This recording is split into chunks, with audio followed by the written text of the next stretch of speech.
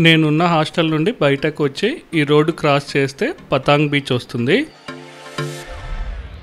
ఇదే నేనున్న హాస్టల్. ఇదే పతాంగ్ బీచ్. చాలా పొడవైన బీచ్. ఇటు సైడ్ ఇదే ఎండ్.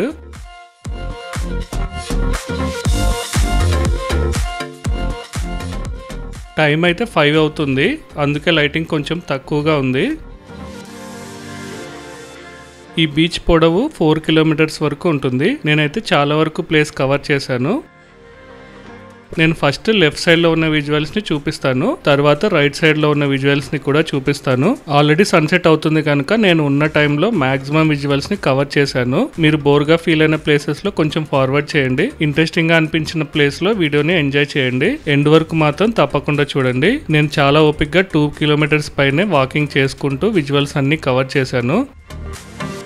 ఈ పుకెట్ టౌన్ కి చాలా వరకు రష్యన్ అలాగే చైనా టూరిస్టులు ఎక్కువగా వస్తుంటారు. చాలా మందికి తెలిసే ఉంటుంది, రష్యాలో ఎండ అస్సలు ఉండదు. దానివల్ల వాళ్ళకి కొన్ని స్కిన్ డిసీజెస్ వస్తుంటాయి. వాటి నుండి రికవర్ అవ్వటానికే వాళ్ళు ఇలాంటి బీచ్ ఏరియాస్కి వచ్చి ఎండలో టైం స్పెండ్ చేస్తుంటారు. బడ్జెట్ తక్కువగా ఉన్నవారు గోవా లాంటి ప్లేసెస్ కి వెళ్తారు. కొంచెం బడ్జెట్ ఉన్నవారు పుకెట్ లాంటి ప్లేసెస్ ని విజిట్ చేస్తుంటారు. పటాయాలో అడల్ట్ యాక్టివిటీస్ ఎక్కువగా ఉంటాయి. అందుకే అక్కడ ఇండియన్స్, పాకిస్తానీ, బంగ్లాదేశీ వాళ్ళు ఎక్కువగా వస్తుంటారు. ఇక్కడైతే అలాంటివి చాలా తక్కువ. అందుకే మనం ఇక్కడ ఫారినర్స్ ని ఎక్కువ చూడొచ్చు. అలాగే పుకెట్ పటాయా కంటే కొంచెం ఎక్స్పెన్సివ్. ఇండియా నుండి చాలా వరకు టూర్ ప్యాకేజెస్ బ్యాంకాక్ పటాయా వరకే ఉంటాయి. పుకెట్ కి చాలా తక్కువగా ఉంటాయి. అందుకే ఇక్కడికి ఇండియన్స్ కూడా చాలా తక్కువగా వస్తుంటారు. నాకు తెలిసి 5% కూడా ఉండరు. ఈ పటాయా సిటీకి ఇయర్లీ 10 మిలియన్ పైనే టూరిస్టులు వస్తుంటారంట. అందులో మెజారిటీ టూరిస్టులు రష్యన్సే ఉంటారు.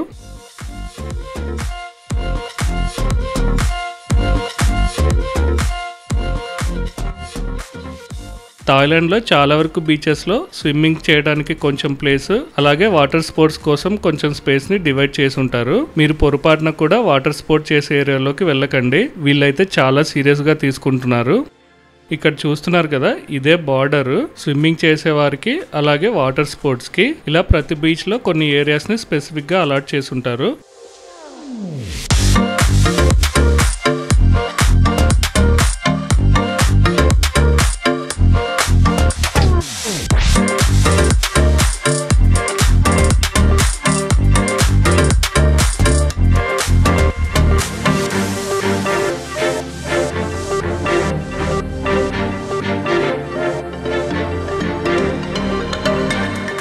ఇటు సైడ్ ఇదే ఎండింగ్ అన్నమాట.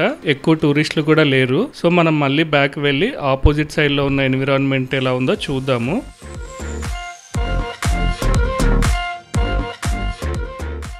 అలాగే చైనా వాళ్ళకు కూడా థాయిలాండ్ చాలా దగ్గర. థాయిలాండ్కి వచ్చే సెకండ్ హైయెస్ట్ టూరిస్టులు చైనీస్. ఈ బీచ్ కూడా గోవా లాగే సన్సెట్ బీచ్. అందుకే ఈవినింగ్ టైంలో బ్యాక్ లైట్ వల్ల విజువల్స్ సరిగ్గా కనిపించవు. చుట్టూ ఇలా బార్డర్ ఉంటుంది. ఈ బార్డర్ దాటైతే బయటకు వెళ్ళకూడదు.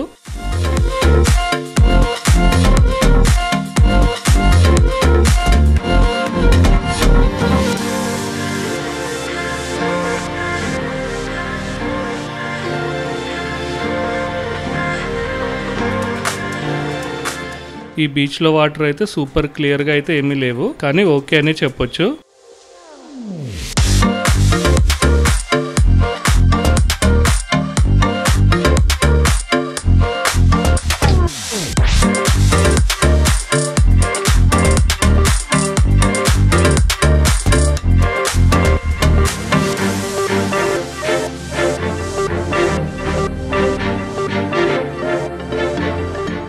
ఈ బీచ్ చాలా పొడవుగా ఉండటం వల్ల ఎవరికి నచ్చిన యాక్టివిటీస్ వాళ్ళు చేసుకోవచ్చు.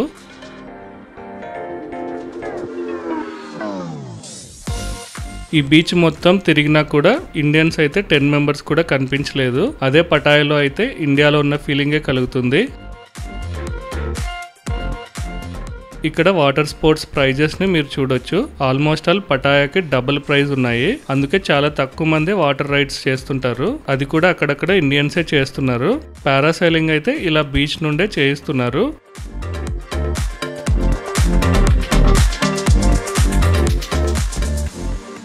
ఇక్కడ కనిపిస్తున్న ఏరియా మొత్తం వాటర్ రైడ్స్ కి మాత్రమే అలౌడ్. ఈ రైడ్ 2 మినిట్స్ వరకు ఉంటుంది. మన ఇండియన్ కరెన్సీలో అయితే ఆల్మోస్ట్ 4000 రూపీస్ ఛార్జ్ చేస్తున్నారు. ఇది చాలా ఎక్కువ. అదే గోవాలో అయితే మనం 2500 రూపీస్కే అన్ని రైడ్స్ చేయొచ్చు. చూస్తున్నారు కదా, జెట్స్కి బనానా రైడ్ లాంటివి అయితే ఎవరు ట్రై చేయడం లేదు. నేను బీచ్కి వచ్చే ముందు నెక్స్ట్ 2 డేస్లో మనం విజిట్ చేయవలసిన most important places PP island అలాగే జేమ్స్ బాండ్ ఐలాండ్ టూర్ని బుక్ చేసుకున్నాను. యూజువల్గా ఈ టూర్కి మినిమం 1300 బాత్ ఛార్జ్ చేస్తారు. ఒక చోట మాత్రం మన ఛానల్ గురించి చెప్తే తను వాళ్ళ బాస్తో మాట్లాడి 1200 బాత్కి ప్యాకేజ్ ఇచ్చింది. నెక్స్ట్ పబ్లిష్ చేసే ఐలాండ్ టూర్ వీడియోస్లో నేను ఆ ప్యాకేజ్ బుక్ చేసుకున్న ప్లేస్ని చూపిస్తాను. అలాగే తన కాంటాక్ట్ డీటెయిల్స్ కూడా ఇస్తాను. ఈ బీచ్లో ఉన్న యాక్టివిటీస్ గురించి అయితే మాక్సిమం మీకు చెప్పాను. నేను ఇలా కొంత దూరం వరకు వెళ్ళి విజువల్స్ని కవర్ చేశాను. వీడియోని ఎండ్ వరకు చూడండి. అలాగే లైక్ చేయడం మర్చిపోకండి. Next Phuket walking street video వస్తుంది, మిస్ అవ్వకుండా చూడండి. Thank you.